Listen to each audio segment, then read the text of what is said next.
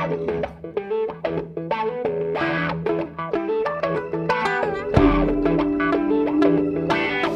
monsieur. Bonjour. On vient à votre rencontre pour nous faire expliquer l'élection qu'il y a au sein des Républicains actuellement. Écoutez, les Républicains qui ont élu leur nouveau président, Laurent Wauquiez, en décembre dernier, vont maintenant, le 13 octobre, renouveler tous les cadres du parti.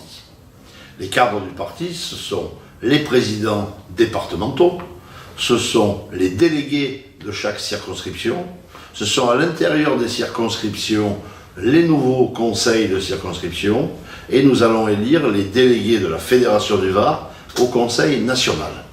Alors pour l'instant, dans les médias, il est sorti la candidature de monsieur Masson. Il y a d'autres candidats? Alors, pour l'instant, est sorti dans les médias une communication sur les candidatures à l'élection du président de la fédération. Vous savez que ce poste était occupé jusqu'à maintenant par Hubert Falco, et qu'Hubert Falco a décidé de ne pas se représenter. Il y a deux candidats qui aujourd'hui sont à la recherche de leur parrainage, parce qu'il faut être parrainé par au moins 5% des militants à jour de cotisation, répartis dans au moins la moitié des circonscriptions. Ça va représenter à peu près 150 parrainages pour chaque candidat dans le département du Var. Il y a Jean-Louis Masson, le député qui était jusqu'à auparavant maire de la Garde, et il y a une dame qui habite à Saint-Tropez, qui s'appelle Madame Azéma Goujon, qui aussi m'a fait part de sa candidature et qui est à la recherche des parrainages. Ces deux candidats ont jusqu'au 23 pour apporter ces parrainages au secrétaire départemental, votre serviteur, pour valider leur candidature. Nous recevons par ailleurs beaucoup de candidatures pour les autres postes. Et là encore, c'est la date du 23 à 16h qui sera la date limite pour que les candidatures soient enregistrées. Nous vérifierons ensuite qu'elles sont bien éligibles, c'est-à-dire que les candidats sont mis à jour de leur cotisation, qu'ils sont, pour les élus, à jour de leur cotisation d'élus.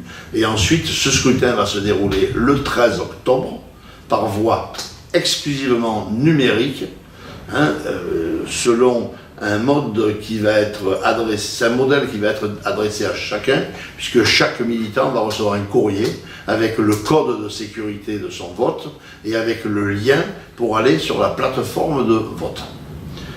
Pour les personnes qui ne s'en sortent pas ou n'ont pas d'ordinateur chez eux, nous allons organiser le 13 octobre un bureau de vote dans chacune des 8 circonscriptions pour que là, ils aient les moyens aussi d'exprimer leur choix.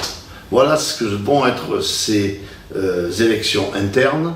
Nous avons aujourd'hui, nous allons recevoir dans les heures qui viennent les listes électorales, c'est-à-dire la liste de tous les militants à jour de cotisation au 13 septembre, puisque c'était la date butoir.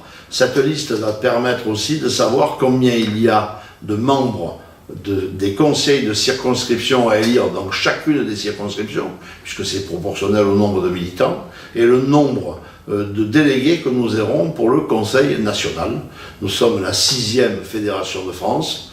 Effectivement, il y a eu, après le choc des élections présidentielles et législatives, une certaine désaffection pour le parti.